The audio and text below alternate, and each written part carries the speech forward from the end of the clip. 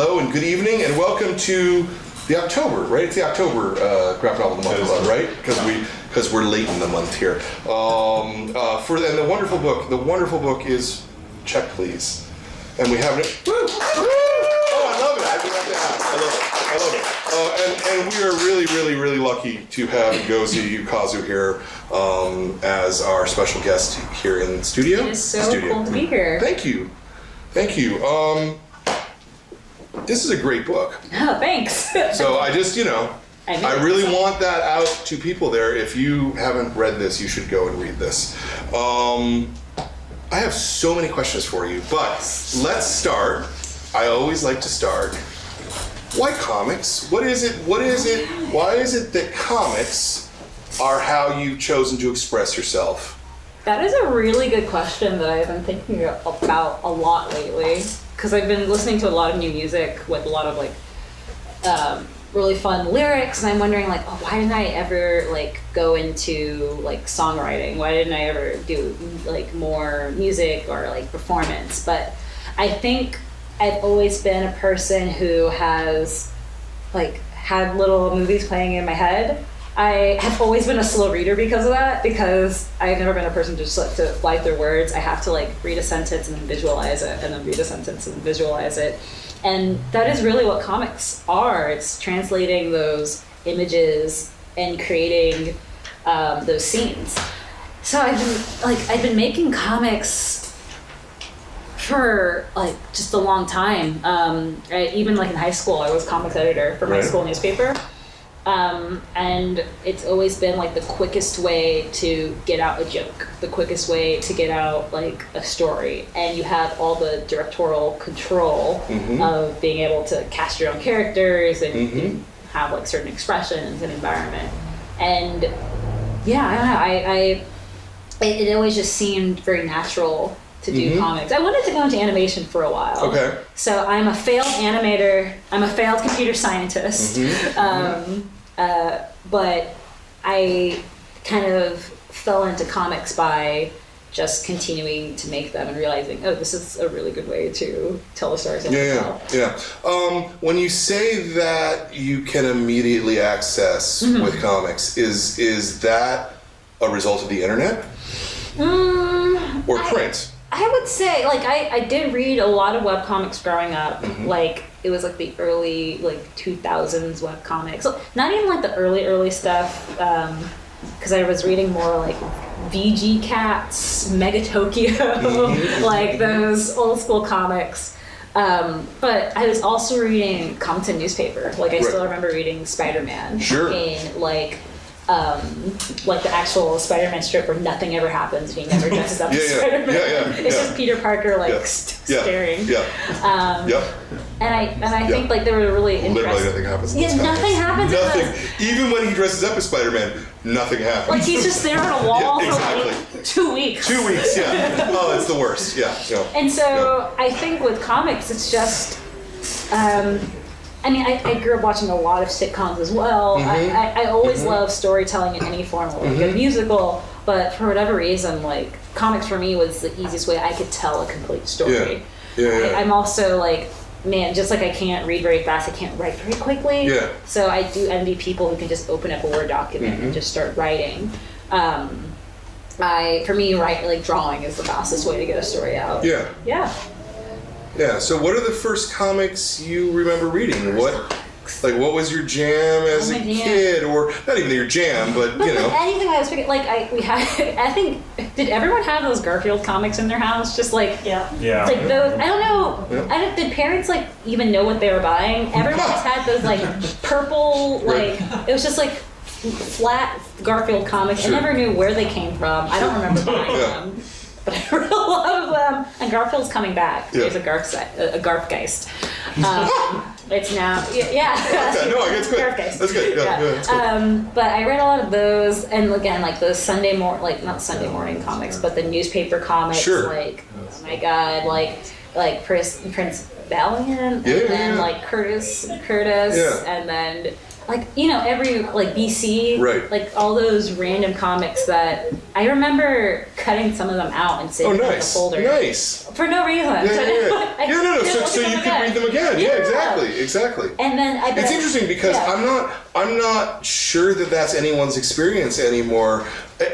Hey, Hamilton, how old are you, Hamilton? 7. She's 7. Hamilton, and she's our youngest member of the book club, and I love Hamilton so much. Hamilton, do you read comics in the newspaper? No, she's like, what's a newspaper? Yeah. But you still read comics all the time, right? Yeah. So it's interesting that we've lost this generational touchstone. I mean, and you say Garfield when because I'm 20 or maybe 30 years older than you, probably twice your age. You opened this store in 1989? I opened my store in 89, yeah. Sorry. Yeah, I know. That's awesome. Congratulations. No, I thank you. But I remember, my cat cartoons were B. Kilbin. Oh, yeah. So that's that, of course, yeah. No one knows. Dead silence. B. Kilbin. What are you talking about? Look it up on the internet, kids. But, I mean, I read the older comics, like, like those phone book Marvel comics. Yeah, sure. Do you have those? Yeah, absolutely. Well, they're over here on the Marvel shelf. Yeah, like the huge ones. Yeah. Those were great. Yeah. I remember reading them one summer, like Spider-Man Volume 1. The ones in black and white, right? Yeah, they're in color now, and they're $35 is the problem. You don't need that. Yeah, It just needs to be, and I'm sure whoever colored it, Yeah. only Matt Wilson can color that old stuff. Right. But like they're just like these phone books with like these amazing splash pages, and I remember those getting me so excited. But I think I got really, really, really into comics in middle school because I was in middle school when the Tokyo Pop manga wave hit. There you go. So that was when I was reading Tokyo Mew Mew, which was amazing. We were trading like all these like PG-13 comics around because we were like, ooh, we're 12.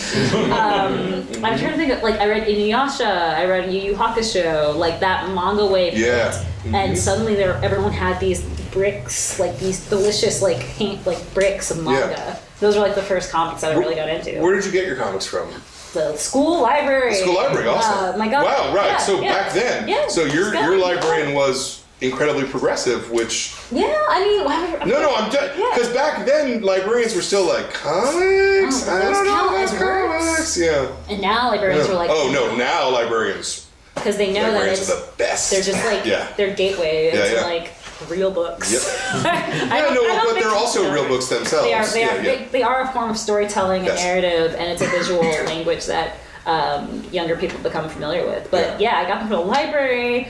I would do the thing where you sit on the floor at Borders, rest in peace. Exactly, and just read as much of a manga as you can before your parents got you. After school. Those were the first comics that I really read. A lot of manga. And then, I still remember this, 7th grade.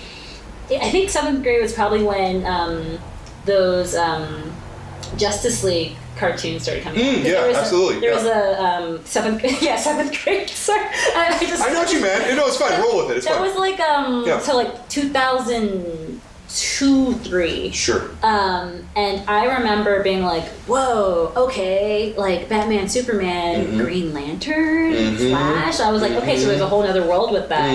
And I still remember in 7th grade reading Kevin Smith's book Quiver, and which was like, I should not have been reading that at the age of like probably 12. Not. It had swearing, It had swearing. There was a scene, I was sitting in my English class, and then there's a scene where there's like just an orgy, and then my English teacher, Mr. Matt, goes like, oh, what? Mom, at least you're reading. And me and my friend were like, we were like going back and forth, but I read that so many times. There's something about that book. I don't know.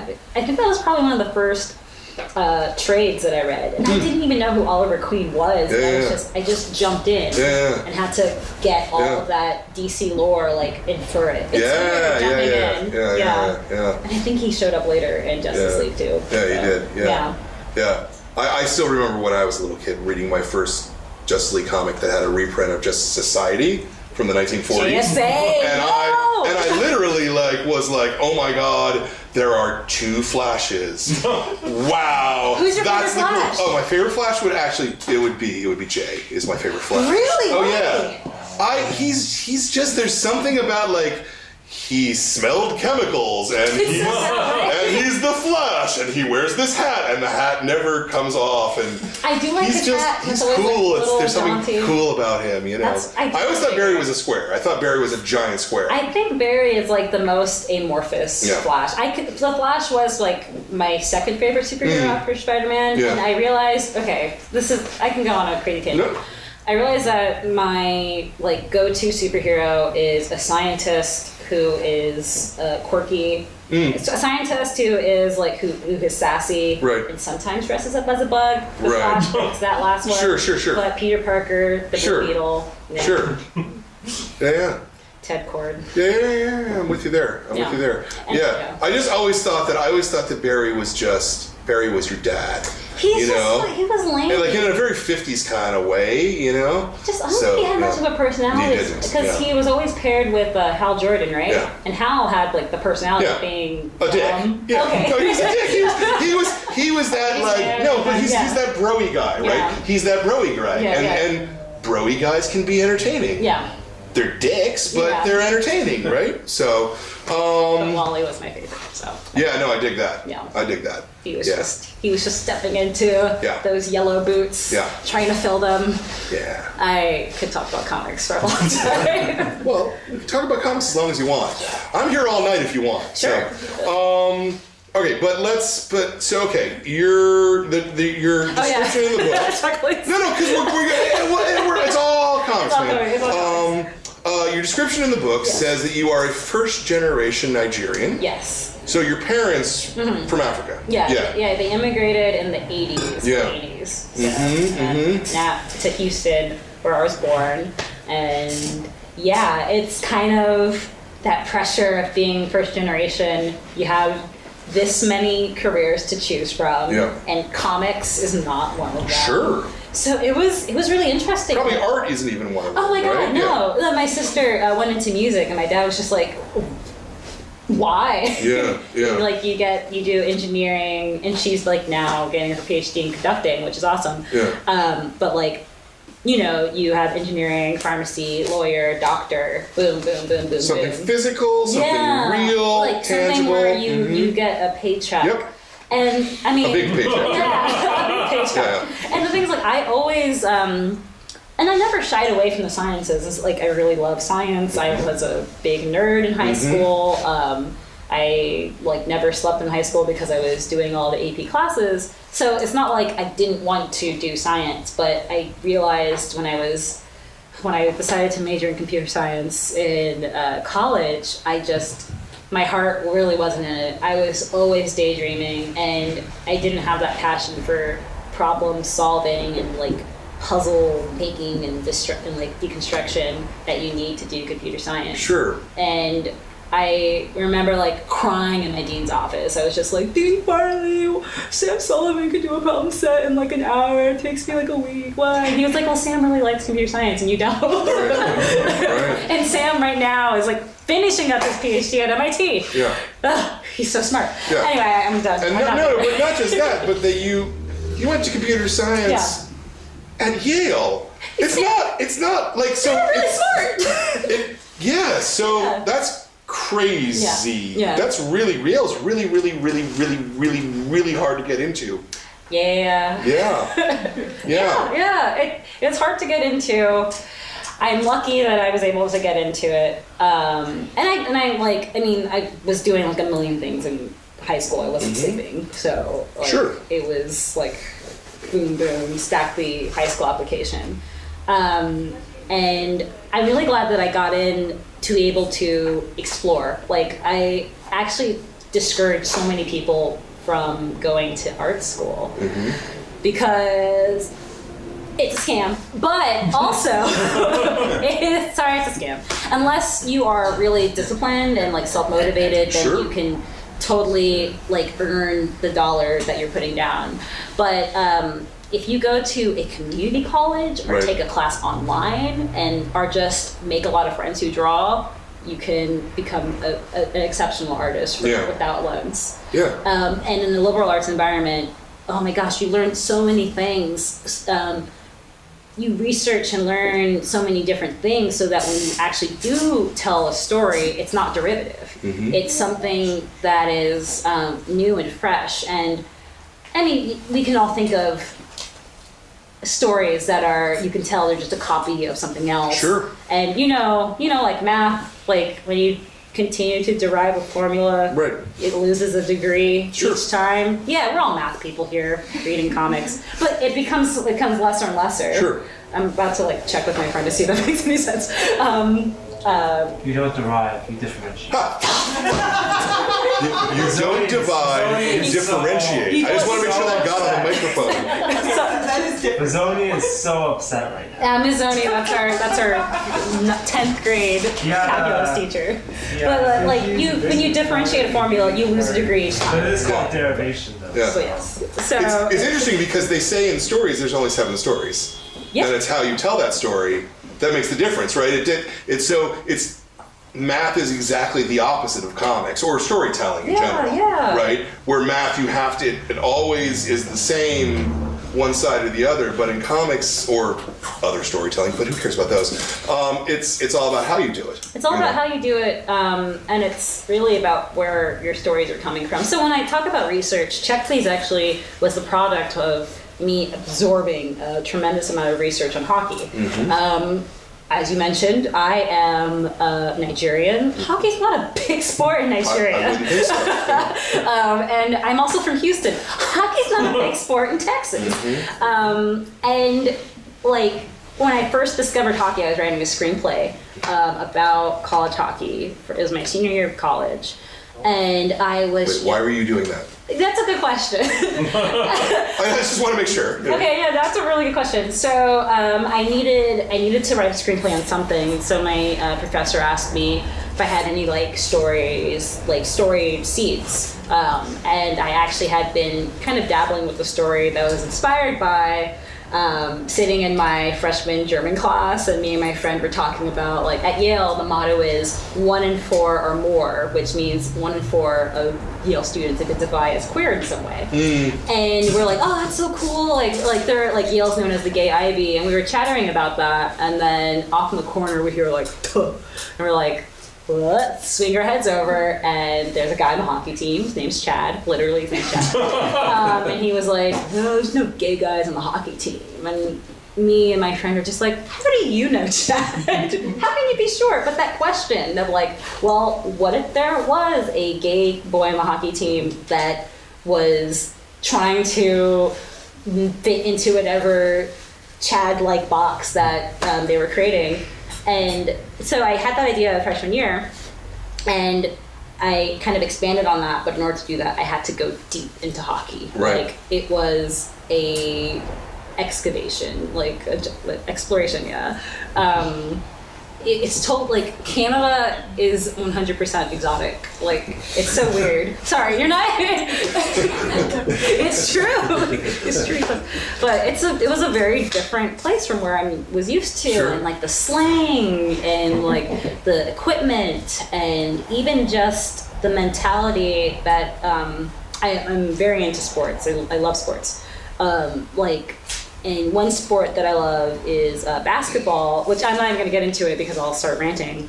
But it's a totally different approach to the game and even how the league promotes the game. Hockey is very different. So, yeah.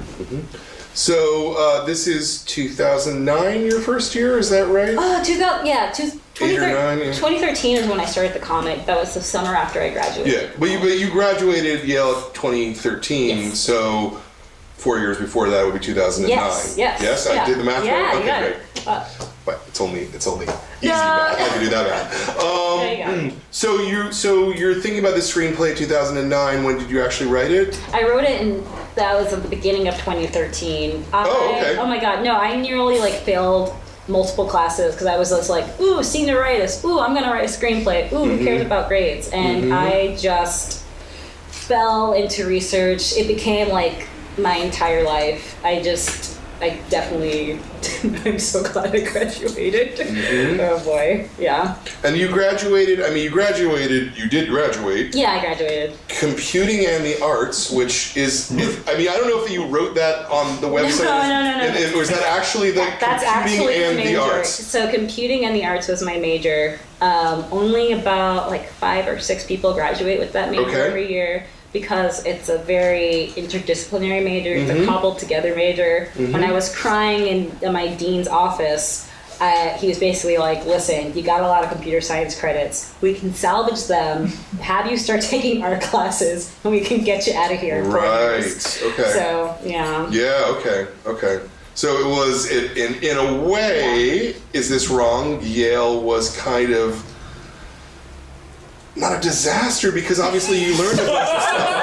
Clearly you learned a bunch of stuff, right? But you went there and you didn't... I didn't know what was going on. Yeah. But Yale wasn't, I'm also totally brainwashed by that school because I was a freshman counselor, which means, I was basically an RA, but, an RA with all the, counseling, and you meet with the freshmen, you give them pizza. I had 100 of them. Yeah. And we all lived in the same dorm. Yeah. I'm, super brainwashed. So, in a way, what I learned from Yale, even though the art school there is really good, but it's more of avant-garde art, I learned how to... What did I learn? I was humbled. So when you say it was a disaster, I think it's okay though. I wasn't saying it wasn't okay. I didn't mean to imply a negative. I know disaster is a loaded word, but that wasn't what I was trying to say. But I think it's okay to have that disaster. Yeah. I think what I learned there, I gained so much from my friends there. I made a lot of friends there that I still talk to and still see so many times a year. I made mentors there. Oh my God, you can just have an entire conversation about mentorship and how there is not mentorship in comics. When you learn the value of a mentor and how that can guarantee your success, even if you're someone who's already going to be successful, how it furthers your success.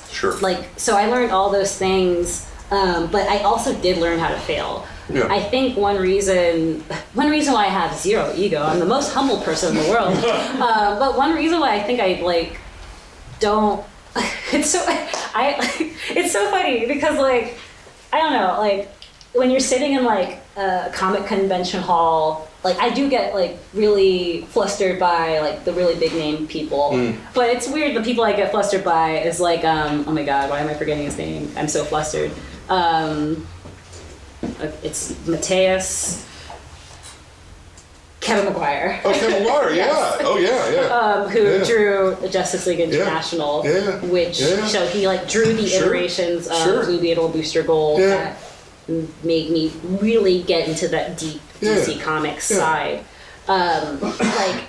Those people I look up to, but in my head, all of my friends are becoming doctors or they are, working for Elon Musk, which but they're all doing things that, or they're becoming computer scientists, programmers. They're all doing things that I can't do. So I really appreciate that. Comics are wonderful and is a huge small world, but I'm really glad that I could experience some humbling before entering a career that I didn't think I would do. So are you drawing anything at Yale? Yes. Okay. Oh man, I was on the humor magazine in college. It was the Yale Record, founded in 1872, originator of the word hot dog. America's oldest college humor magazine. I've got that memorized. No, you've got it. It's part of once you're in, then you get to put it. You get to say it every time. It's a statement. And a lot of those guys ended up drawing for the New Yorker. Sure, of course. Back in the day, they were super rich. They blew all that money in the 70s. So it's gone. Okay, and when did you start? When did you make the transition from the screenplay to the I'm going to do a comic now? I decided to go to art school, Yeah. and I really needed to improve my draftsmanship, so Yeah. I just started drawing Check Please on a whim. I put it up. I thought it was going to be. Had you started school yet? No, I started the summer before I started art school. Okay. And I actually got to work on Check Please throughout art school, which Okay. was really cool to be able to do that. So the first 3 or 4 months you were doing it just without training, let's call it? Yeah, just tossing it up on Tumblr and like trying to get people to read it by like sneaking into people's comments and just being like, hey, if you heard this, it was very sad. And what's the reaction? People are just like, okay, yeah, sure. And it was a small build, it was a really small build of people being like, oh, okay, oh, this is cute. Oh, wow. Oh, wow. And then it kept building as people started getting invested in the characters. And I'll still say it was still very surprising to see people become invested. Yeah. Like, even now, I still don't get it. I understand it. I understand it, but it's still like, I don't know. It was at the very beginning. Well, I get it. It's good. I mean, hello. It is good. It is good. Okay, so you start Savannah College of Art, SCAD. Well, we've talked about SCAD several times. Many people come out of SCAD. It's a fantastic program. The sequential art department is very good. Yep. How do you feel they are at teaching you how to make a living from comics versus how to draw comics, right? Because those are two different things. Disclaimer. Sure. No, I would say the folks at SCAD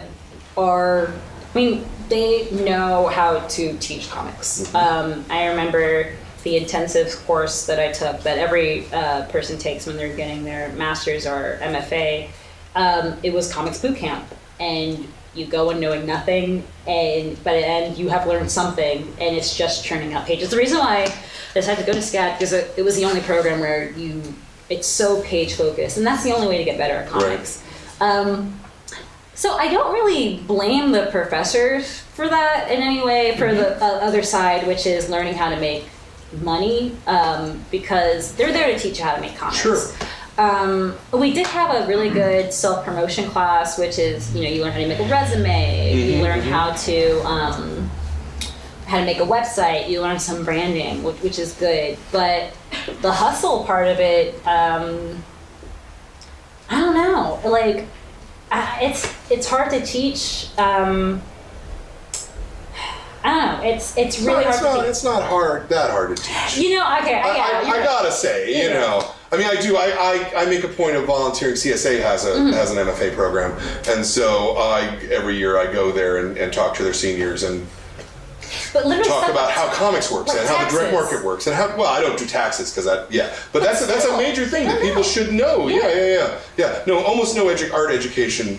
Almost going back to the thing you were saying. I'm not trying to say that SCAD is not a great program. It's a great program, but arts programs don't really teach you how to be an adult and make art, right? No. Or am I wrong about that? I mean, for the most part, I think I would mostly agree. I think like how to be an adult and make art. It's a lot of organization. Yeah. It's a lot of planning. It's a lot of answering emails. Like.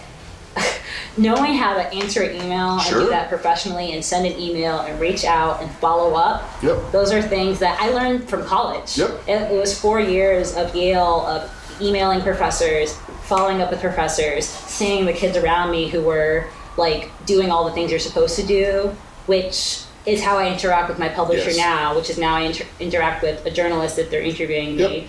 It's that professionalism. So you want to hear my crazy theory of comics? Please. All right. So I think it can apply to anything.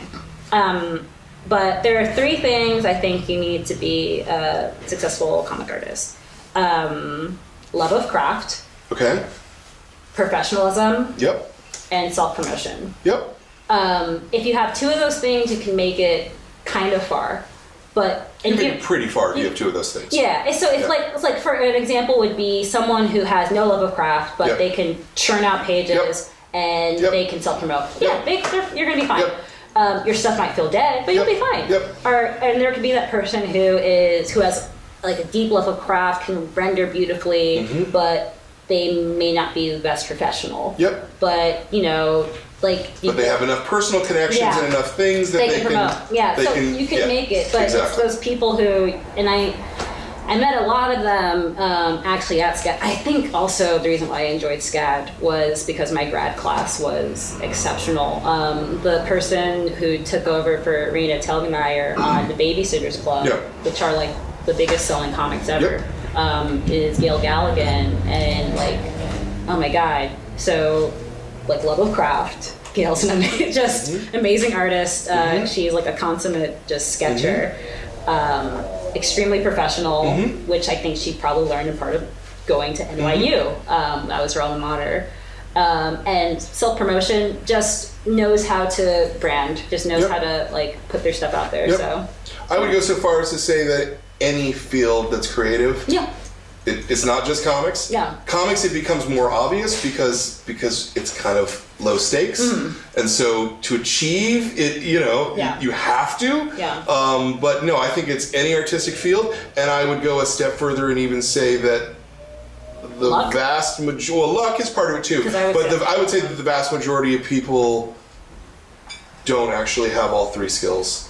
And it's a really rare. It's a rare combination. It's a really rare combination. Yeah, but man, I don't know, because in webcomics, I feel like a lot of people. There's some people who are just amazing artists, but that weird Slytherin hustle. Sure. Hello, sir. I saw your ad.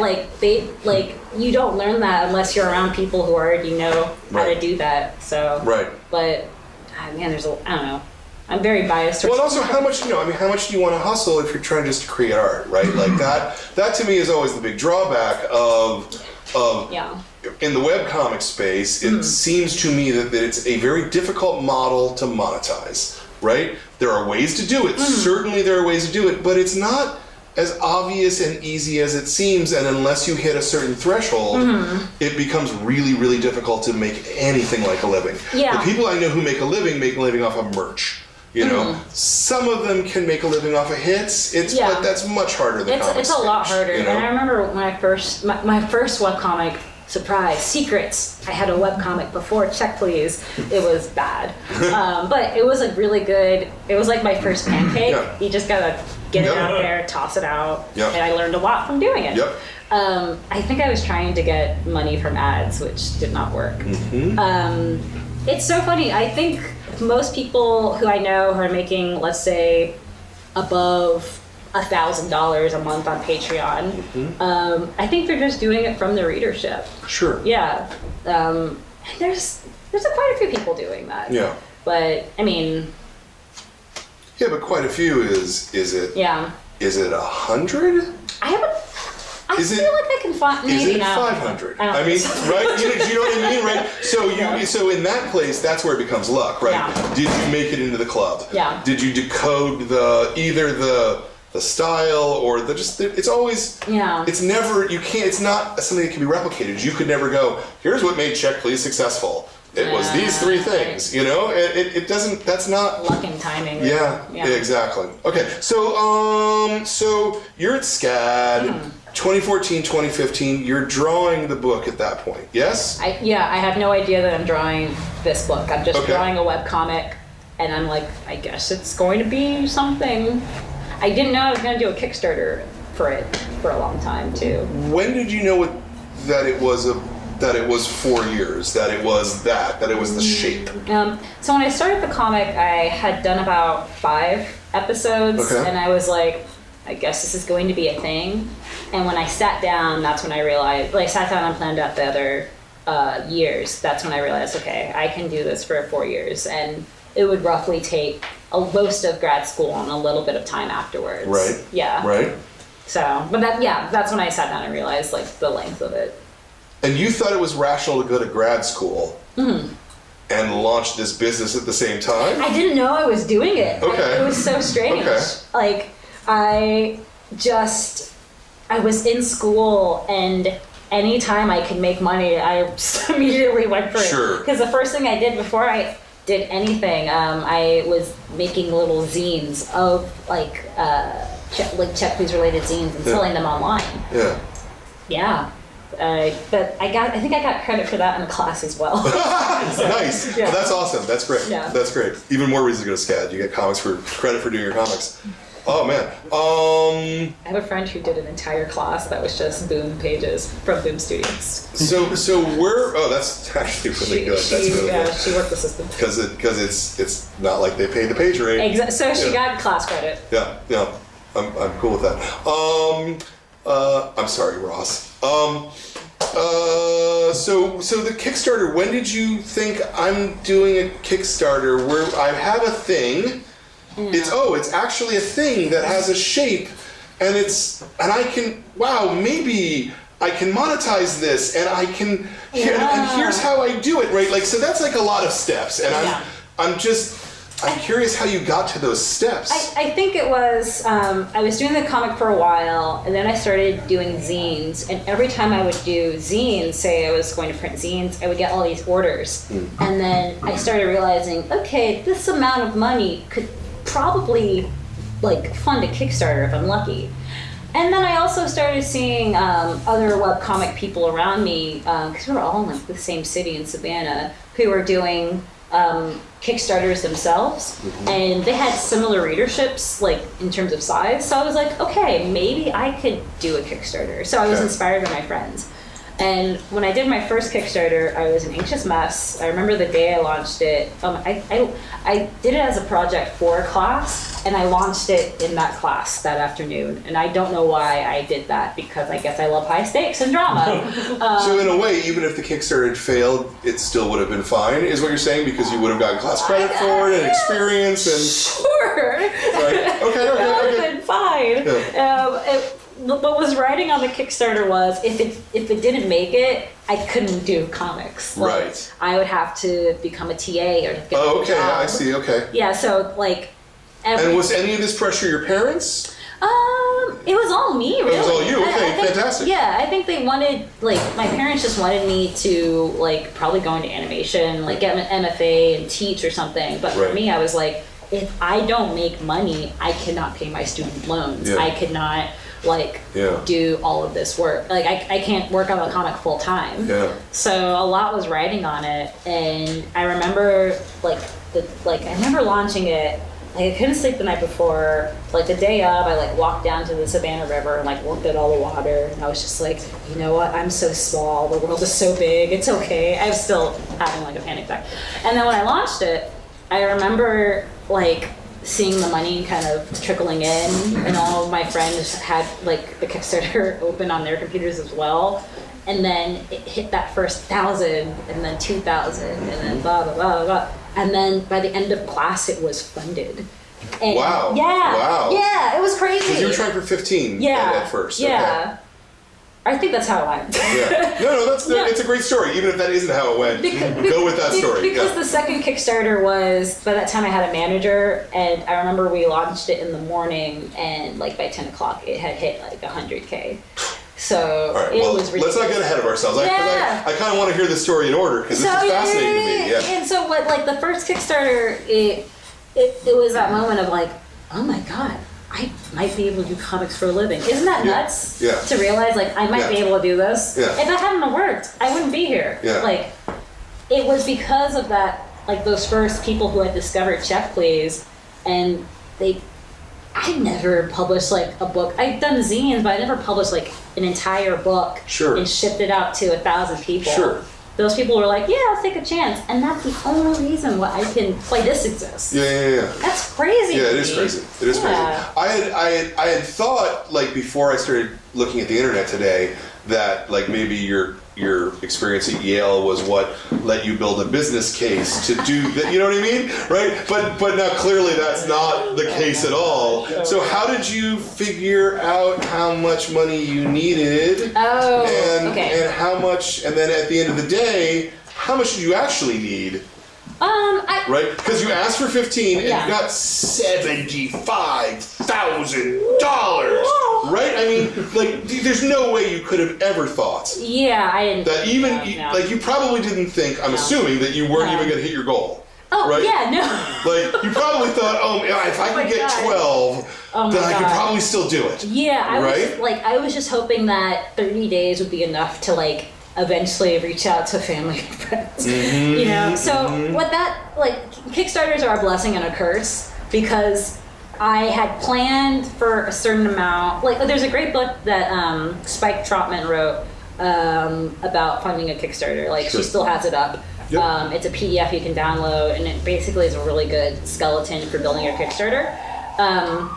And yet you basically, shipping is what gets you in the end. Oh my God, shipping was terrible. I thought that I'd be hand mailing and delivering all these things, but eventually I realized I can't do this for 1,000 orders, so I had to find a fulfillment center. I used Amplifier in Austin, Texas, which is amazing. But you know, it was a lot of planning. It was a lot of spreadsheets. For whatever reason, I love a good spreadsheet, so it wasn't total torture, but it like, there were all these little things and little organizational skills that I had to pull out of my bag. And that's the stuff I did learn in college. So that unfortunately did not organically learn from SCAD syllabus. I cannot stress enough, I learned how to draw at SCAD. But I don't think I learned any, like, my business acumen was not sharpened there. It's interesting because I look at your Kickstarter and I look at the way you priced things, and looking at externally, it looked like you actually priced them so you probably didn't lose money on it. Yeah, no, I would say so. Because like I see a lot of people doing the Kickstarter, like I will send you a book anywhere in the world for $15, and then all of a sudden you realize, oh my God, it cost me $35 to ship it to Brazil or whatever that is. It's because I had shipped zines, doing the zine. Like, actually, the biggest advice I can give to anybody who's doing a Kickstarter, do something really small, like a really small product before. Like, don't say, like, hey, guys, what's up? Subscribe to my YouTube channel. I'm launching my epic Angels and Demons comic. You can back my Kickstarter. Like, do something so small. Say, hey, I'm doing a mini comic. It's going to be, like, 20 pages. I'm trying to raise $400, and you'll learn so much about just like shipping and handling. You'll learn so much about printing. You'll find, like, you have to find a printer. You'll have to go through the process of interacting with backers. Like, I always tell people to start very small, and then you can also gauge what your audience is realistically that way. Yeah. Hitting your goal 5 times over, though. 6 times. 6 times over? 6 times over. 5 times over. It's 5. Yeah, it's 15 times. Yeah, sorry.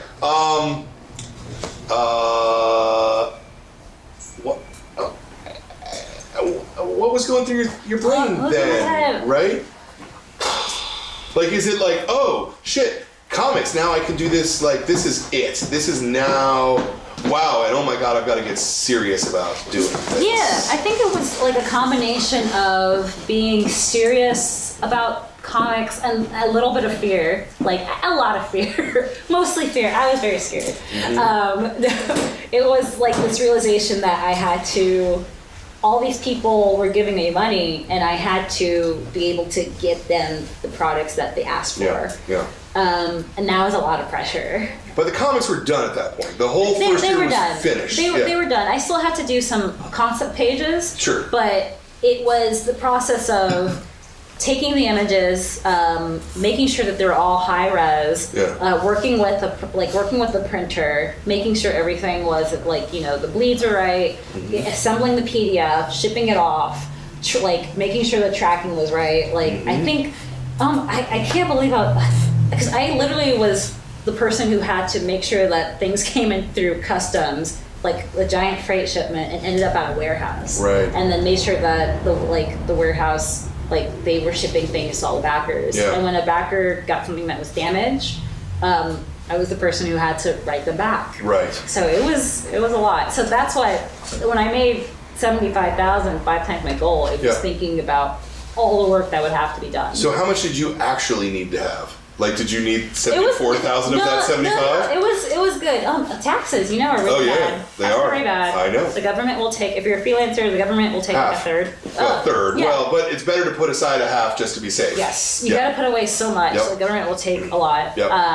But it was, I planned it so that I ended up okay. And I think it was kind of being ruthless about shipping and being like, I knew that I was also paying myself for this work, because it wasn't just them paying me for backing the Kickstarter. They were really financing me being able to work out spreadsheets and like like be on the phone with the printer. So I had to be really objective in my budget. Yeah. Okay. So let's accelerate. Year 2 of the Kickstarter. Okay. Your first one you raised 75. Yeah. 1,500 people. You went into your goal in year 2 was 32. You went from 15 to 32. You wanted to double the amount of money, and you ended up raising $400,000. Yeah, that's crazy. The fuck? Yeah. No. I mean, not just how did that happen, but that changes everything, right? That was when people started calling.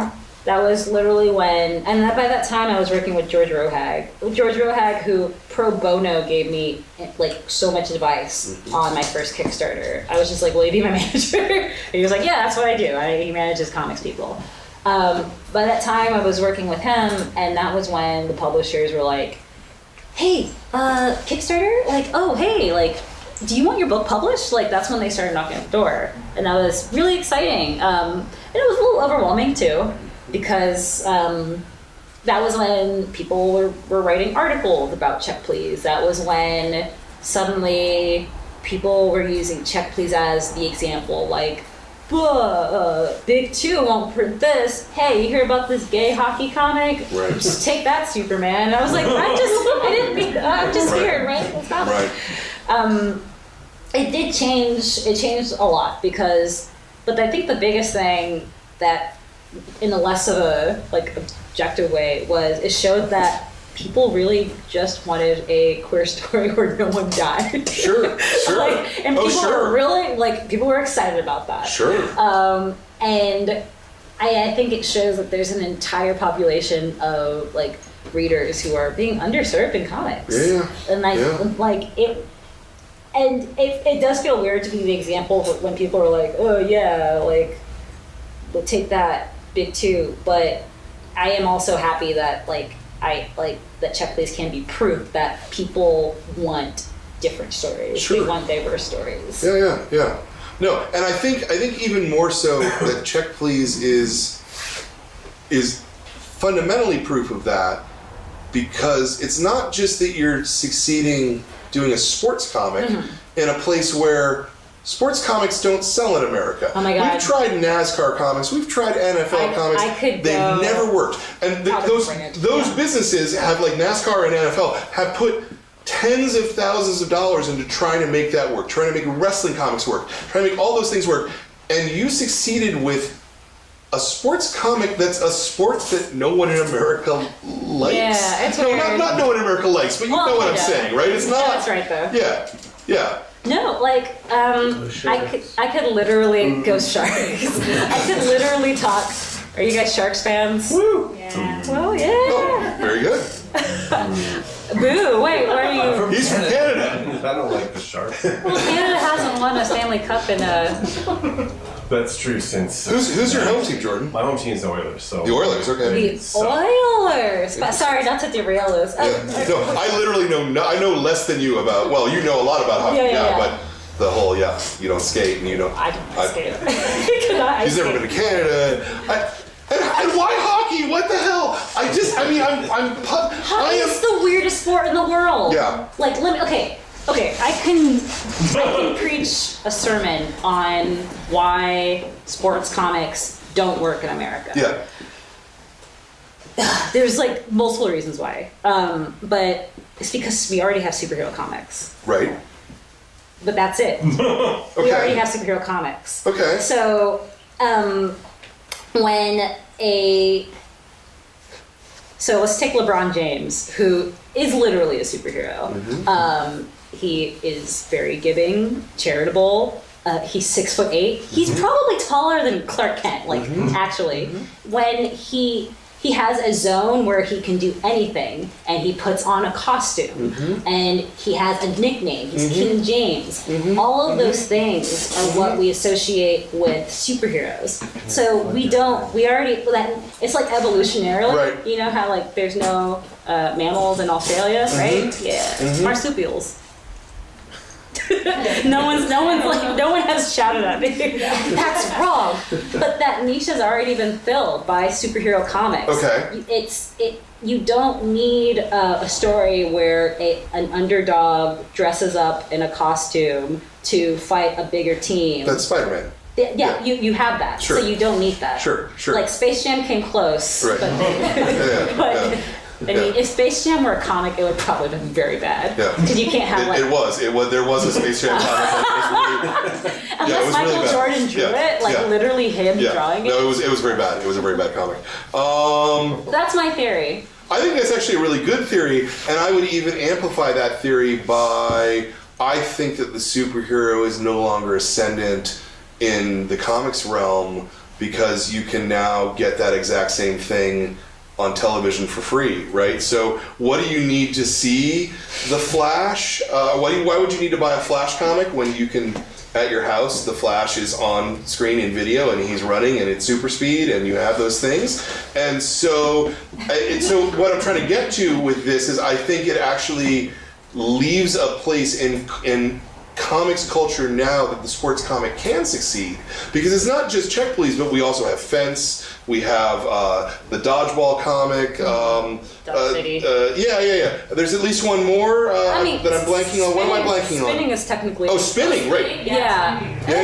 That's a good. Yeah. But So those things can really stand out now because the superhero is less special for the graphics function. No, I know that American superheroes. Well, sure, yeah, Because absolutely. My Hero Academia is the best superhero comic being made today. And Marvel and DC know it. Sure. And they should really bow down Sure. to Hideo Hitoshi. Sure. Horikoshi. I won't disagree with any Sorry, of that. I have very strong feelings. Sports comics can work, but they basically have to not be about sports, and sports have to be within the story. They have to be the narrative where questions are answered. So Interesting. yeah, like Friday Night Lights is about Saturday through Thursday. Wait. Yeah, that's how time works, right? That has how time works. I was like, Saturday. Yeah, that could have been so cool if I hadn't questioned myself. Yeah.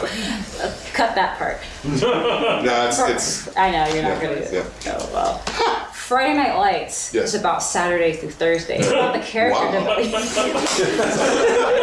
It's about the character development. Yes. And the question, like the thesis of like an episode is answered on the playing field. Mm-hmm. Like I had a really good question at the TCAF. I have been to Canada, only Toronto, 3 times.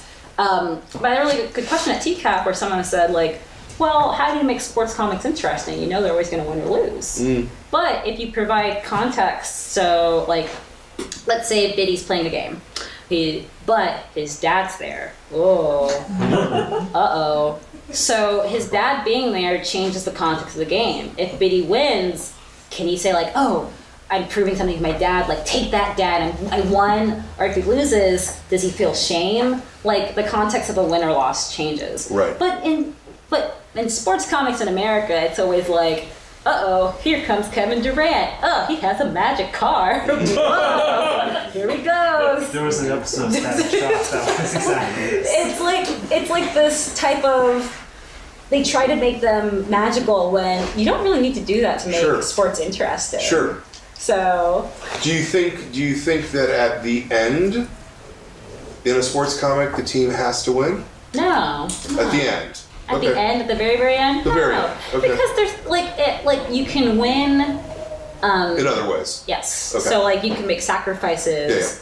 Or maybe the character who had been putting his value on winning or losing can understand that like, oh, if I win another way, then technically my character arc is now complete. So, Wow, that's interesting. yeah, Okay. no, sports like.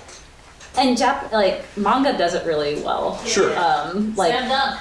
Yeah. Slam Dunk, Yeah. Kuroku no Basuke, Yeah. like But Yaoi the mechanism of manga is very different than the mechanism of comics in America. Yes. And manga is in many ways about the commuter culture. Yeah. And having the ability to take the train and read. We don't do that in America. Yeah. In America, you drive in your individual car and you can't read comics. Exactly. Yeah. So it's a very different kind of thing, I think. And I also think that the Japanese expectation for sports and the American expectation of sports are probably pretty different. Yeah, we have a very developed sports culture that revolves around celebrity and TV, and it's so different from European consumption of sports culture. Man, it's actually very different. Also, like if NASCAR wants to make a sports comic, oh my God, just call me NASCAR. It'll be gay though. I think that might be a problem for them. That's funny. Okay, so let's talk about that. I mean, how important are the queer themes to you relative to the other themes? I feel like it's part of the story, like inherent part of the character. I still don't know how I feel about when people come up to me and they're just like, I'm glad you just made Biddy normal. I'm just like, what does that mean? like he is queer and he's a gay man who is trying to figure out what masculinity means to him. And that manifests in how he interacts with his character, like how he interacts with every character in the comic. Queerness is everywhere. Sure. And so like even from how he interacts with a character to how he like presents his hobbies, it's all him making a statement about himself. So I mean, I don't know, I think like when I don't know, because it's kind of just part of who he is, and it's part of who many of the characters or it's like part of who the characters are. So it's a theme of challenging norms, I guess. It's always about challenging norms. Are you drawing this from your own life, from people around you? Yeah, I'm writing. I don't want to get personal, Yeah, no, but you're writing about like struggles that you deal with and like struggles that you've seen your friends go through. And you're basically like, I have a scene coming up that was basically, I have a scene coming up with Biddy and his dad that was a scene between me and my dad. And it was just like this questioning of like, what do you expect of me? Am I meeting those expectations? And like, I need you to say those things, My dad's great. Like, he's probably gonna watch this and be like, when did that happen? And I'll be like, nah, it was that. But it's drawing from a lot of my friends' lives and kind of seeing how they have dealt with, like, I'm not from Georgia, but I'm not from a small town in Georgia, but I do have a friend who grew up in a small town in Georgia as a blonde gay boy who was 5'6.5", and kind of drawing from different elements. Right. Yeah. Yeah, no, I mean, because it's not anything in my world, but I still felt that they were very universal concerns, right? It's not queerness or not queerness in a way, right? Don't we all suffer from feeling like the other? Yeah, some more than others. I mean, some more than others. No, I know. I don't. Yeah, of course. No, I don't need to say that. I understand what you're saying, but I've had super straight dads come up to me and be like, "Move check, please," and I'm like, "Thanks, dad, random dad that I know."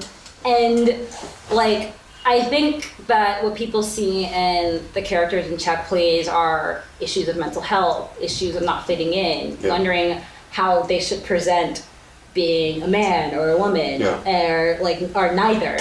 And I think everyone has something that they can latch onto in Check Please. But that comes from me, like really taking real characters or real people in my life and just taking parts of them and making them characters. Do you feel more responsibility or more weight because it's been so successful? Yes and no. No, actually. Okay. I think I have a responsibility to be true to myself and tell stories that I feel are impactful.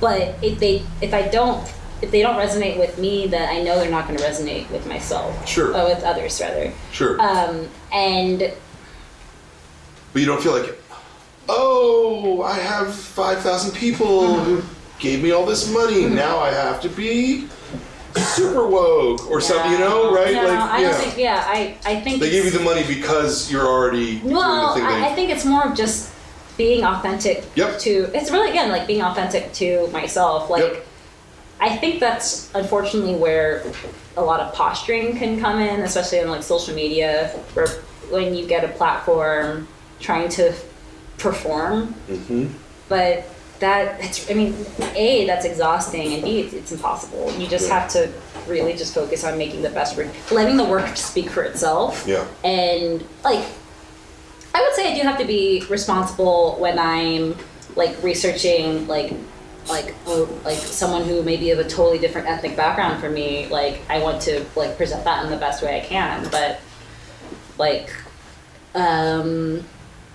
I don't know. I feel like the pendulum has swung, and I'm definitely very much into sensitivity, and like, I think everyone should get sensitivity readers and doing the best to represent. But there's that other side, that Tumblr side of representation, where people can get upset when like, oh no, there's a queer character who is bad, and it's like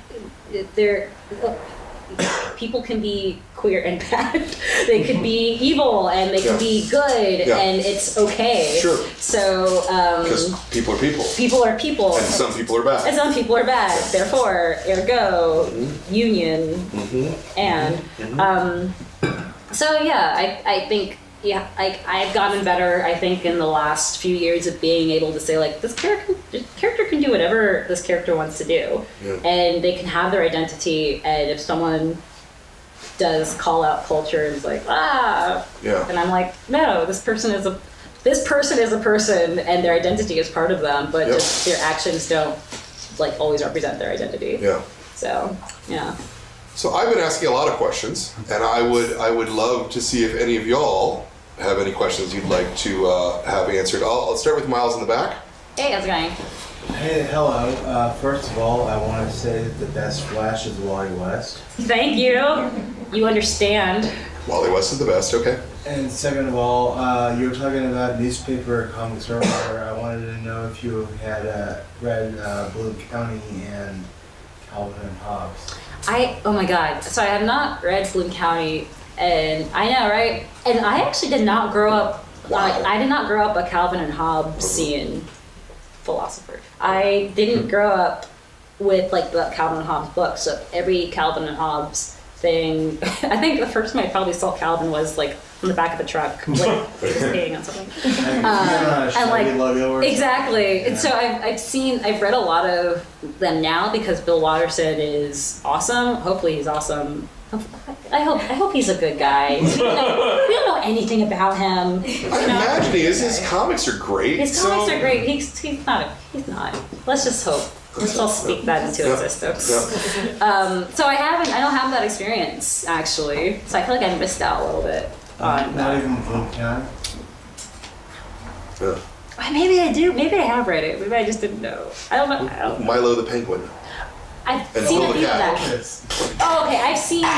He's that cat that has a long, skinny neck. Yeah, and it's just, he looks like he's on Bill Drugs. fucked up. He's drugged. fucked up. Yeah. Yeah, he's been hit by a car. And, yeah. No, I don't. That's not part of my comic stuff. You should read Blue County. It's really good. The old ones are good. Don't grab like a current book. It's not as good. Okay. I'm sorry. Yes. So when you described the screenplay for the original version of the story, it sounds like the tone was very different. Oh my God. What caused that change? What caused you to change the tone? I'm the person that grew up reading, like, watching a lot of sitcoms, and like, I generally am a kind of happy person. So the screenplay that you're referring to is the one I finished in college. It was called Hardy, and it was about like a stoic hockey player who falls in love with his best friend, and he's addicted to painkillers. And his hand always hurts. So there's like scenes where he's just like crying and his hand hurts. He's like, I love Joe. It was so bad. It was bad. It's less. No, it's that bad. After writing that, I was just like, hockey is so weird. Let me make some jokes. So, like, Biddy as a character is so bright and happy, and like, he kind of enters that dark world and he's just like, oh my god, y'all ate some pie. So I think I was really trying to like go back to my roots of humor. I feel like after you're done, because you're like a quarter of the way through year 4. Oh man, yeah. Something like that. Yep. Yeah. I feel like when you're done, you should adapt your own screenplay. It's gonna be like so through weird. the lens, though, right? You know, like I just feel like it could be a camp masterpiece somehow. I think if Hardy and Biddy talked, they would be so frustrated with each other. And Hardy'd be like, well, Hardy doesn't talk. That's like the whole theme. He only like at one point, there's one scene that I wrote that was like, he falls in love with his best friend who's a hockey beat reporter, and his best friend's interviewing him, and he's like, so what? And like Joe's like, so what has Coach been telling you guys to work on? And Hardy's like, communication. And then they stare at each other, and he's like, passing the puck. Funny. And Biddy talks a lot. That's Biddy's thing. Questions? Yes, please. First of all, thanks for putting a Sharks fan in the comic. Yeah, he's based off my friend, whose name is Chris Chow. Cool. Yeah. And I will admit, when I finished it, I put it down without bothering to read the tweets. Okay, that's okay. But in sitting here when we had time before the thing started, was reading through it and actually love how they kind of enrich and like fill out some of the relationships. Yeah. I was just wondering whether you had that format in mind, or like when that kind of played in. Just like how Check Please was totally an accident, the tweets were too. One summer, I was just like, you know what? I think I'm going to be Biddy for 2 years. And I logged onto Twitter and made an account. And to be less glib, it was more like comics is such slow goings, and I wanted to like tell stories quickly. So tweeting as Biddy was a really fast way to get get a joke out, like to get an idea out. And in the end, it started informing the comics I was drawing, and the comics started changing the course of the tweets. So they kind of flowed together. Actually, that's what I wrote my thesis on at my MFA. It was like multi-platform storytelling, multi-platform narrative, and online comics. Yeah. So. Would you inherently do that again with another project? With more planning. Yeah. Oh my gosh, I just jumped into it, and suddenly I was waking up at 7 a.m. because Biddy needed to tweet something. It was so foolish. You can schedule tweets. I learned that the hard way. but you can't schedule the thoughts, right? No. The thoughts come into your head and I was like, oh, Biddy's at a game right now. People would be like, what are you doing? I had a secret life. That was Biddy. Like Trump tweets at like 2:30 a.m. He has them all scheduled. yeah. I would hope. Yeah. No. There was did I see another hand in the back? There. That's Yes. actually my question. Oh, Okay. same question. Platform storytelling. Oh my Yeah. gosh, it was super random. Yeah. So the we haven't talked about craft at all. So let's talk about craft a little bit. How do you work? Are you all digital? Mostly, I will take my script, or like the master script, and then print it out, and then usually kind of write the story. That way, I'm not the type of person to like open up a Word document and just I find that impossible. People who can do that, those are the people who are crushing NaNoWriMo right now. I can't do that. But from there, it becomes a pretty digital process. I ink digitally on a Cintiq. I use Photoshop and InDesign. And I started. You say you ink digitally. Are you penciling? I pencil. I also pencil digitally. Okay, but just wanted to make sure that So it's pretty much a digital process. And yeah, I letter with InDesign, and when I was first posting the comic, it was just all on Tumblr. So Right. man, and some very nice gentlemen were praising me for the comics format because it's like, oh wow, you clicked through the pages, like genius. How did you come up with that? I was like, that's Tumblr, guys. I didn't know I have anything. Like I had to do that. I didn't. I mean, but I didn't know. Sure, I didn't know going in, so I just did it that way, and then someone said like, wow. Do you have someone who's functioning as an editor for you? I have a friend who finds all of my numerous typos. I always say that I'm the mayor of Typo Town. But other than that, I asked people for feedback on like, does this feel weird? Pitty's face wrong. Oh, he has 6 fingers. I'll erase that. But for the most part, it's I'm just writing. I'm kind of writing it and just going, which is crazy to me. I don't know how for a second it's just like whatever, because I could tank this comic. Right. Yeah. Do it right now. And Sorry. I'm not gonna tank the comic. I'm not worried about that. When they signed that contract with you, it was just whatever you got, baby. No, literally, they were just like, okay, turn it in, boom, boom. I'm like, good luck, me, you. How far were you at? Was year 1 finished at that point still? Yeah. Yeah. Because it was post Kickstarter. It was post Kickstarter, so I was like finishing up year 3 when we made that comic contract. So they knew what the first book would be. Yes. Yeah. And so, but year 4, they had no idea. They can't do anything about it. Anything could happen. Here's actually a question I want to ask about Kickstarter that I'm sorry, this question is going to bore all the rest of you, but this is the thing that I'm really fascinated by. So it appears to me that almost nobody doing Kickstarter, when they're talking about printing a physical book, is actually worried about having that book around for any period of time. Right? So they're printing the book to satisfy their demand, and it's not like, okay, I have 1,500 people who like it, I'm going to print 5,000 copies. And because that's how your cost of unit is down, and it makes a lot more sense to do that. That's what smart people do. Yeah. That's what I didn't do. Yeah. And that's what George Rohag did. He was just like, I literally was like, okay, so I think I'm going to print this many. He was like, just print 3 times that many. I was like, where are we going to put them all? He's like, I'll put them in a warehouse. Yeah. And each book will cost like $1. Right, rather than costing $4 a piece. Yeah. But that's forward thinking. I'm not a comics manager, so I wasn't thinking that way. But you have to really think ahead. You got. But surely if you're asking for on your first Kickstarter $15,000 and you get 75, I printed just as many. I think I printed like maybe 200 more or something. Really? Oh my god! I ran out. Wow. Okay. I know because the second Kickstarter was we got to go back to pressing the first one. Yeah, and I know you're saying like, oh yeah, this is where you get to make fun of me. Like, oh yeah, I went to Yale. I didn't learn anything.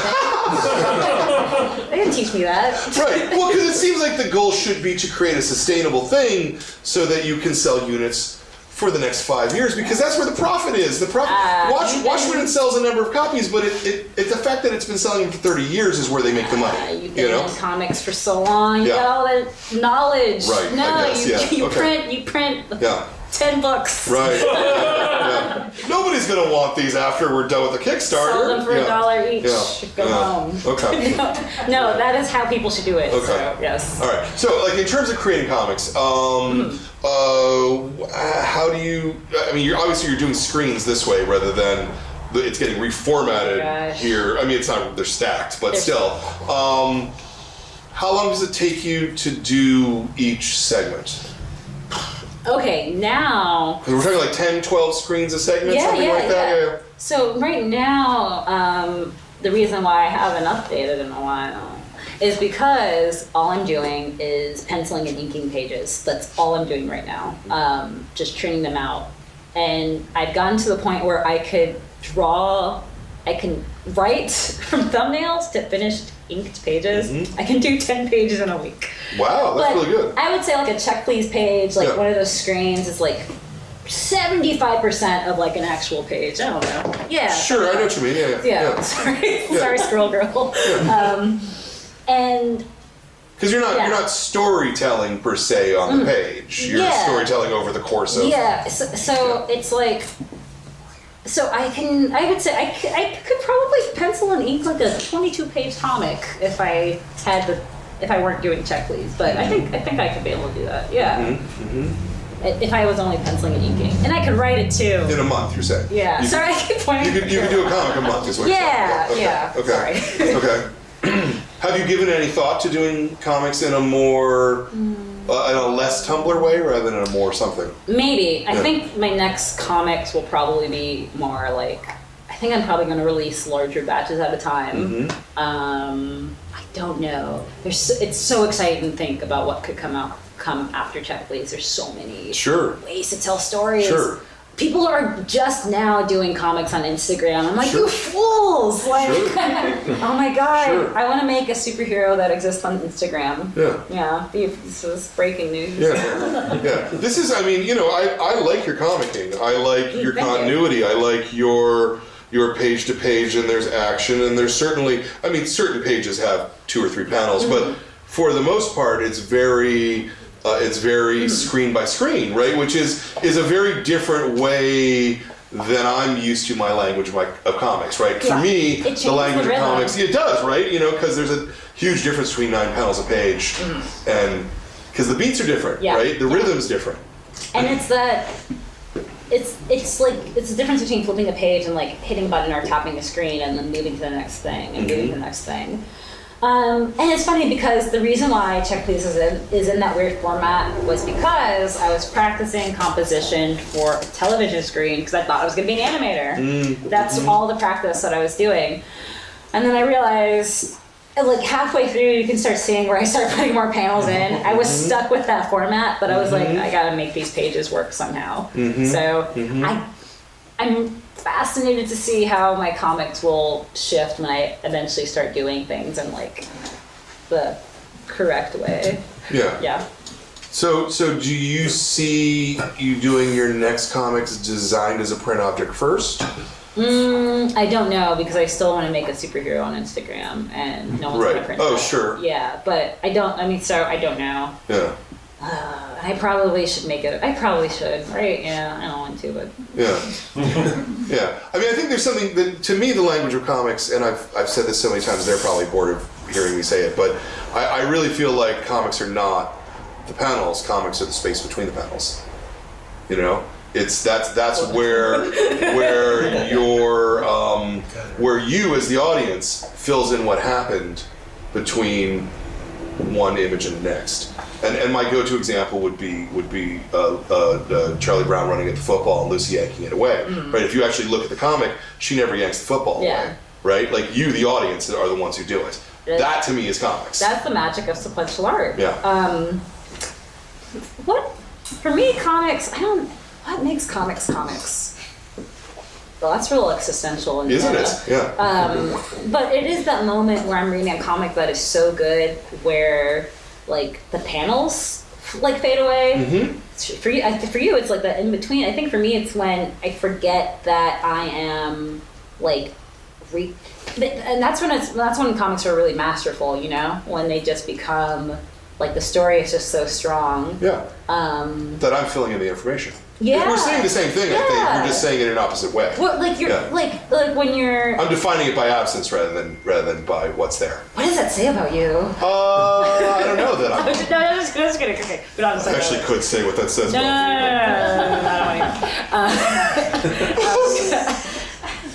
Tell me about the Yeah.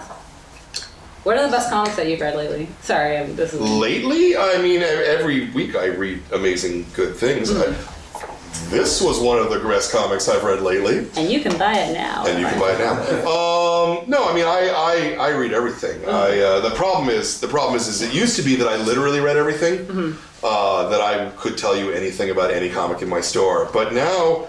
they come out in 200-page chunks, and it's a lot goddamn harder to stay current when you get 35 or 40 books a week, and it's this many books you have to read. It can't be done. That's how comics should be, though.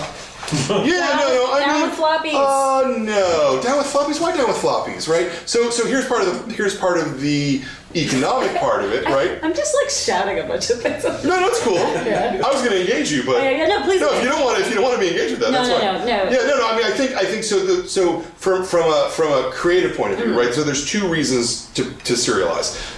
Number one is that not everybody is like you, right? Not everybody can produce, and some people need the whip of the deadline to do it, and I'm going to get paid, and so I've got to put out work, and that's how you make comics. Reason number two is a mechanistic one for the way that entertainment in our world works. If you're not out in front of the audience forgets about you.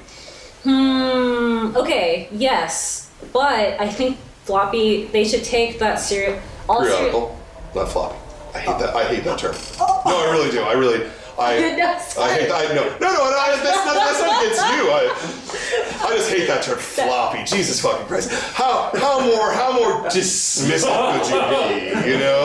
Oh, these spinies. I don't like spinies.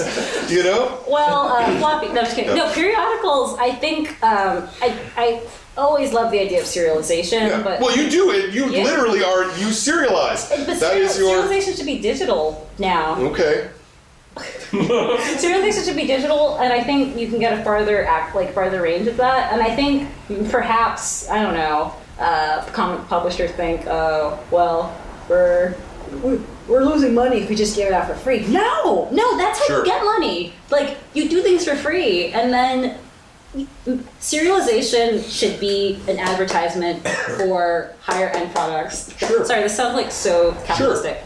Sure. But it should all be for the goal of producing like an actual and at the end of the product. day, it should be the goal. Something that's made with crafts, so people aren't calling them floppies. They're calling them. Sure. I need these. Absolutely. Forever use. Yeah, but I wouldn't say, for example, Saga or Watchmen, which are serialized beforehand, are inferior because they were in 22-page formats. Even though the superior format is the book at the end of the day. Watchmen is a trade. I wasn't. No. Watchmen was a 12-issue miniseries. Okay, and in fact, if you read it, it actually has a chapter break at the end that has that text piece, and you're supposed to ruminate on it, and it's meant to be a comic book. Here's a question. I'm telling you. No, okay. Do you believe that without compiling serialized works that they can have that impact? Yes. Really? Oh yes. Oh yeah, absolutely. Because the serialization, people get engaged in that. In fact, I can tell you, our store in a lot of ways helped create Vertigo Comics, and Neil Gaiman's career in Salmon was the first book that we got behind. A number of other stores were also doing it. We were selling 300, 400, 500 copies of Sandman as a serialized book, all to muggles, all to civilians. They weren't called muggles then.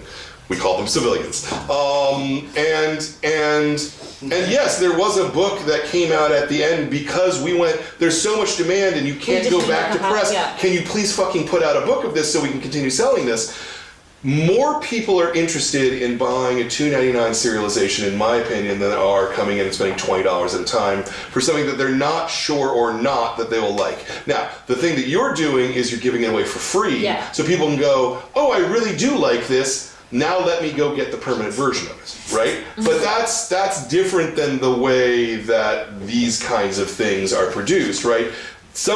You've got to monetize it along the path, and being able to monetize it is I think a very, very useful thing, right? Because then as a creator, you're amortizing the cost of your creation over your serialization, right? Like even if you're just breaking even on it, you're not losing money, right? When you're not losing money, clearly doing it on Tumblr, right? But you're not, right? Like you're not. A lot of people, you might be, but a lot of people aren't. You have a Patreon. Not everybody does. right? You're giving it away for free, and so you're not actually getting anything. If you can monetize it at the same time, and then also do the book, and then also do the hardcover, then also do the limited hardcover, then also do the complete edition, then also do the, and then at the end of the day, you as a creator, all you have is these spines on the shelf. You know, hopefully 20 years from now, or whenever you decide to stop doing comics, probably 50 years from now, should I say, given your age, I'm sorry. Hopefully you have 20 books on the shelf that you're all monetizing over the course of, boy, I'm really losing everybody in this room. I'm so sorry.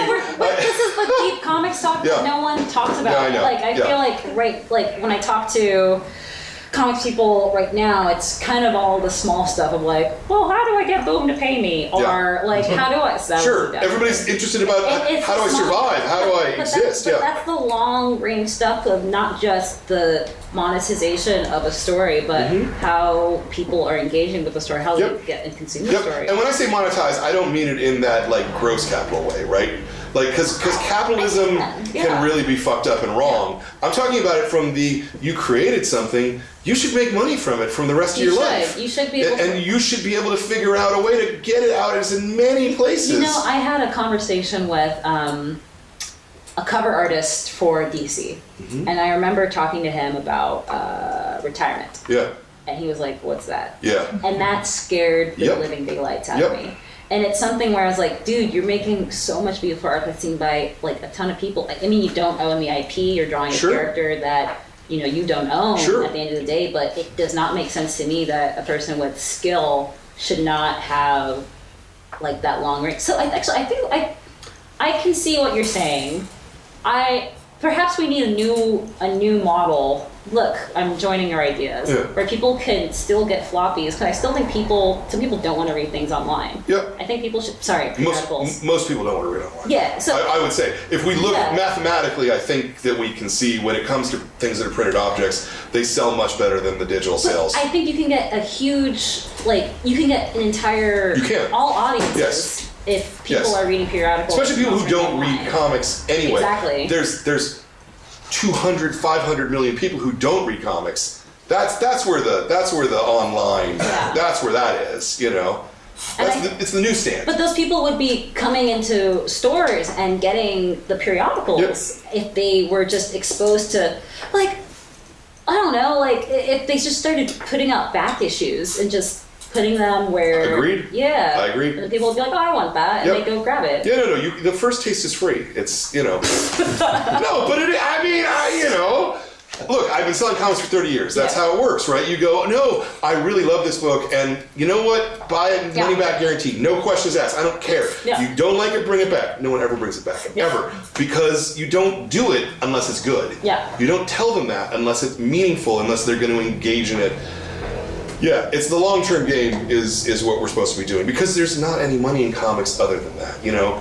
Here's the thing, you fell backwards in a way into this amazing situation, right? Like, you know, I mean, we were talking about this a little earlier, that you're probably one of the 20 highest paid people because of the Kickstarter. I would say so. For doing comics, which is, Marvel. I know, it's, you know, I mean, Marvel and DC guys can't come close to making $350,000. Not that you get all that $350, I understand. But I mean, I wouldn't even say it's just me. I mean, obviously we all know that Raina Telgemeier is the king of comics, queen of comics. Dav Pilkey probably. Actually, Dav... 5 million copies of his latest book. He just took over. Yep. It's gonna come. Yep. Lincoln Pierce also. Yeah. Kirkman. I mean, there's a number of people who are making serious money. But. And so those are the people who, like, I mean, there's people who are like making money, and there are people who are like, I don't know, did Raina ever buy a Lamborghini? Maybe.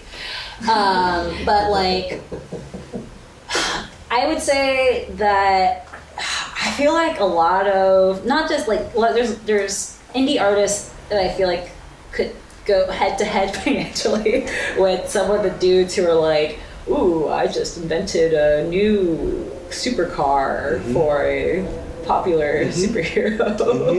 And I'm like, cool, this person has like another like close to 7-figure Kickstarter. Yeah. Good job. Yeah. So I think I think the problem is that most people don't meet their Kickstarter. Or or they come close enough that they keep doing comics, but Yeah.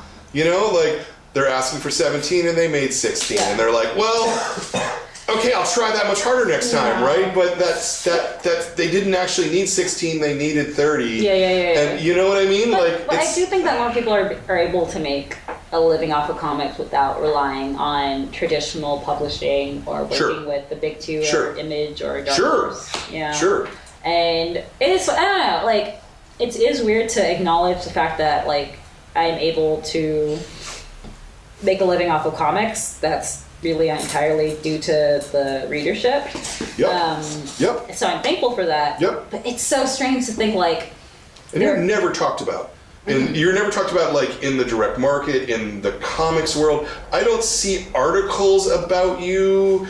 I mean, I see articles about you in other places. In the real world. Yeah. Right? Like, oh, look at this hockey baking comic. How clever. Yeah, you know? yeah. But no, the comics part of the world, you don't get talked about. I'm almost okay with that. It's weird. And I think it's because I have a different background. I didn't go to art school for college. I have, like I said, different metrics for what success means. Yeah. And I don't know, like, if oh my God, I want to get, like, I don't know, the top paid guys at, like, Marvel or DC and be like, yo, do you guys have retirement plans? And I want to shout at them and be like, this is great, please, keep doing Spider-Man, keep drawing, like, writing Superman, that's so dope. But y'all need to get your IPs, because at the end of the day, your kids aren't going to eat Superman. They're going to eat... Sorry. No, you're right. You're right. I don't know why people don't have IPs yet. I'm because it's harder. It's harder than it looks. That's why. I think a lot of people, dude. I think a lot of people have tried to put out their IPs, and they fucking failed, and they went, "Oh my God, I gotta go lick my wounds." You know. And I'm even saying people who have had successful IPs. Look at someone like Terry Moore, who did Strangers in Paradise. Fantastic fucking book. He made a lot of bank off that book, and he did very well from it, as he should. He's a fantastic draftsman. Yeah. His next 3 books didn't really do all that well. You know, I don't.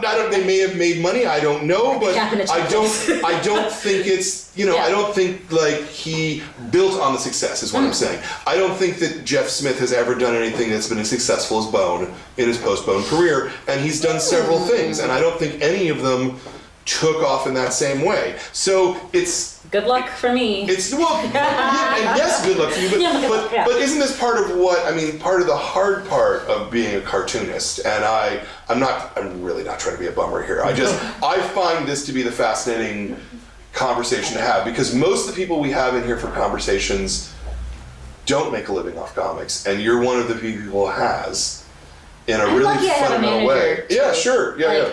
I feel like, oh man, if anybody has any type of following, find someone who can help, can help you, can catalyze your self-promotion. Yeah.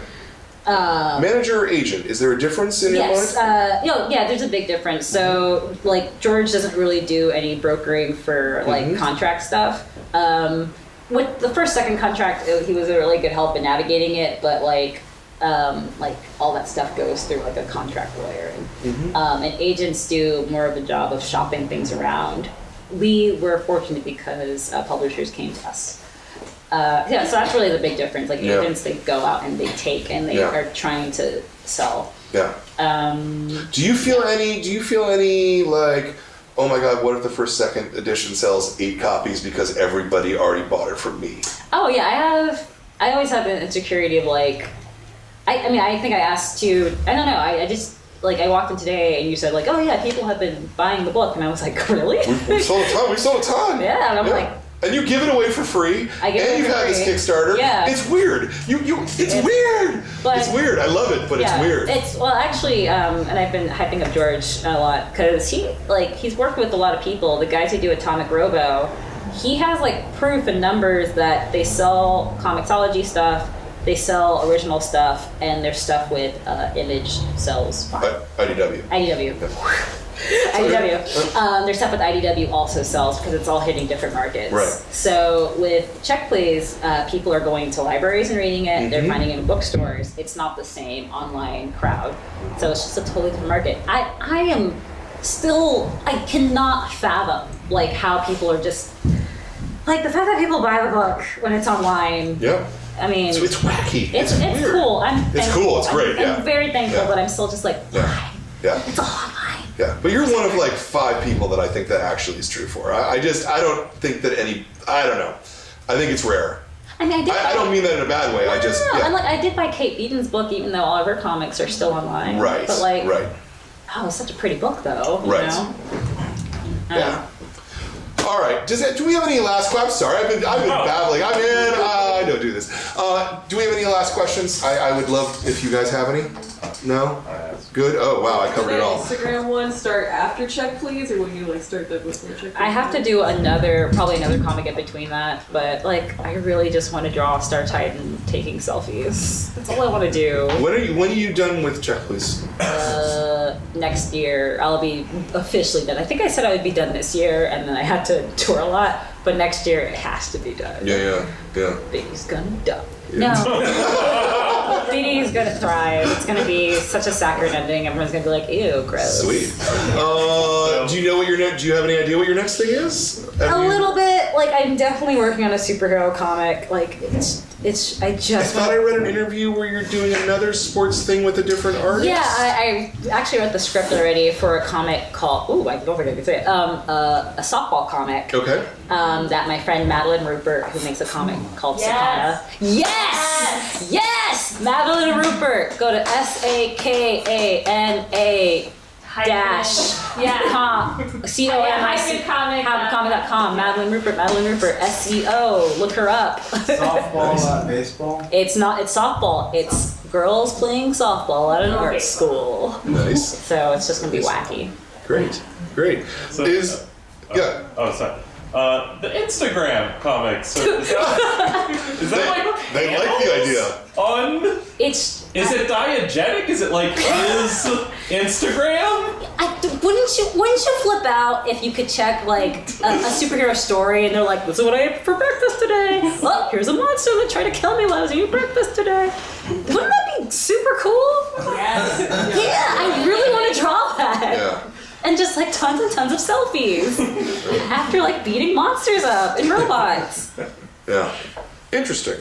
This is what the kids want. Yeah. Well, sure. I got it. Yeah. Sure. Wouldn't you want that? Like, just. I mean, I don't look at Instagram itself, right? Who's like your favorite celebrity? I don't. No, like who's your favorite writer? Who's your favorite I musician? mean, it's like Neil Gaiman and Matt Wagner and Garth Ennis. And you would 100%. If I started, I'm comics guy, man. No. Okay, if I started like a Twitter account Yeah. for a fake comic book writer named Peel, name it.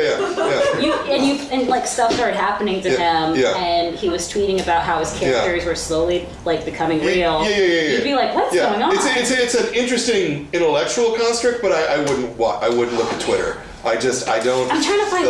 I'm trying to sell this to you though. No. I totally understand the thing that you're saying, and in fact, it's the ultimate serialization, isn't it? It's daily serialization, right? Maybe it's not daily, but it's multiple times a week. It's keeping you engaged in that way because in today's society, it's not money, it's attention. It's content. Yeah. It's attention. It's eyeballs and thought and thinking about it. And the problem is there's so much stuff competing for attention that a lot of stupid stuff consumes most of the attention, right? So we've got to raise the level of discourse, I think, which is why I love comics. I want to write an essay that is everyone makes comics now because everyone makes social media posts. All Instagram is. Sure. Instagram is just a comic. I'm telling you, it's words and images. It is, sure. No, you're right. It's by Scott McCloud's definition, sure it is. It's just it's not quite comics to me. That's fine though. This is so good. There's 30 years between us, right? Probably. So what? Probably. What? He said probably like. I don't want to insult someone like you're too young, you're too old. No, I like that though because it's really interesting to see your perspective on comics and how comics can really be anything. I don't know. Well, there are things that comics aren't, right? Comics aren't animation, right? That's words and pictures, but it's not the same, you know? But now, okay, so I know we're like in a super meta conversation. I have no idea what time it is. It's the best conversation in the world, is that meta conversation. It is, but I don't know. But I love that line where things are blurred. I love that line where like you're not really sure what medium it is anymore, and that's how mediums grow and expand and revolutionize. Okay, I can't talk. That's great. I'm gonna go crazy. Okay, our book this month was Check Please. Woo! So, woo! There you go. There you go. No, seriously, if you're sitting at home and you've sat through this, and you haven't read the book, you're a very interesting person. But go and get a copy of this book, and because it's really good, and it's about pies, and it's about hockey, and it's about being queer, and it's about being human, and it's funny, and it's human more than anything else. And the staff kind of had to talk me into it a little bit because of the internet thing, right? But I really thought that this was a very important book and a special book, and you're a fantastic creator, and we wish nothing but the best for Ngozi Ukazu. So thank you. Next month, our book, and if you guys haven't already picked it up, you probably should. Next month's, or this month's book, I suppose, is Matt Wagner, Mage the Hero Denied. It's the end of the trilogy, and yay, Matt, yay! Matt's here in 2 weeks. Matt's here on Wednesday the 28th. I really hope you come out. It's going to be a conversation kind of like this one, because Matt's been in comics as long as I have. I literally wouldn't have a comic shop if it wasn't for Matt Wagner. You can see, because there's a lot of his art on the wall and stuff. But I really hope you guys come back out for that one. In addition, on the 26th, Monday the 26th, we've got Sophie LaBelle, who's a trans creator, who's got her a world premiere of her comic, We Won't Be Erased. If you are if you're interested in queer people doing comics, I come out and support her, Sophie LaBelle. That's going to be fantastic. And yeah, I also want to thank our sponsor, which I forgot to do at the top of the show because I suck. Thank you, The Beat, www.comicsbeat.com, which is pretty much the best place to get your comics news and information, in my opinion. Oh yeah. You also agree? Very good. Thank you, Jordan, for doing the show. Thank you, audience, for coming out. Thank you guys. And again, thank you, Ngozi, for coming out so much. This is so wonderful. Yeah. Talking about comics. Yeah, that's what it's about. Thank you. All right. We're